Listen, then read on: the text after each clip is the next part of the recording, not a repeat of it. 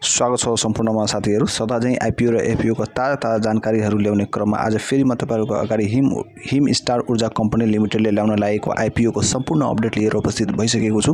हिम star ऊर्जा company लिमिटेडले प्रथम चरणमा वैदेशिक रोजगारीमा गएका नेपाली नागरिकहरु र यसका साथै आयोजनामा प्रभावित स्थानीय बासिन्दाहरुको लागि आईपीओ निष्कासन गरिसकेर 80 भर्खर असार 13 गते निष्कासन बन्द गरिसकेको छ।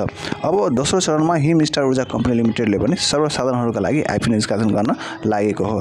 कम्पनीले आफ्नो जारी पुँजी 37 करोड 30 लाख रुपैयाँको 30% का दरले हुन आउने 11 करोड 19 लाख रुपैयाँ बराबरको आईपीओ सर्वसाधारणहरुको लागि निष्कासन गर्ने अनुमति प्राप्त गरेको थियो। जसमध्ये कम्पनीले स्थानीयलाई 100 अंकित मूल्यका 1,86,500 किता शेयर निष्कासन गरेको थियो भने वैदेशिक रोजगारीमा गएका नेपाली नागरिकहरुका लागि भने 93,250 किता शेयर निष्कासन गरेको थियो। र अब दोस्रो चरणमा कम्पनीले सर्वसाधारणहरुको लागि आईपीओ निष्कासन गर्न लागेको हो। सर्वसाधारणहरुका लागि भने कम्पनीले 7 करोड 73,97,500 रुपैयाँ बराबरको 7,73,950 किता शेयर निष्कासन गर्न लागेको हो।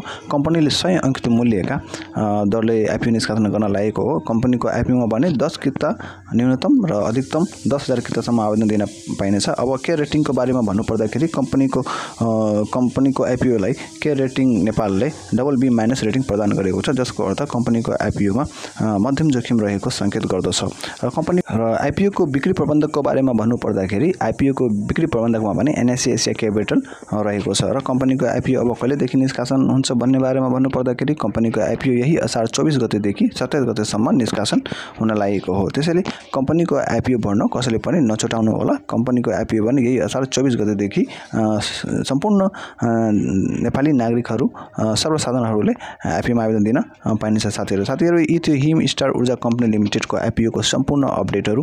यदि तपाईहरुलाई कुनै जिज्ञासा र प्रतिक्रिया छ भने कृपया कमेन्ट बक्समा कमेन्ट गरिदिनु होला। भिडियोलाई अन्तिमसम्म हेरेर साथ दिनको लागि धेरै धेरै धन्यवाद।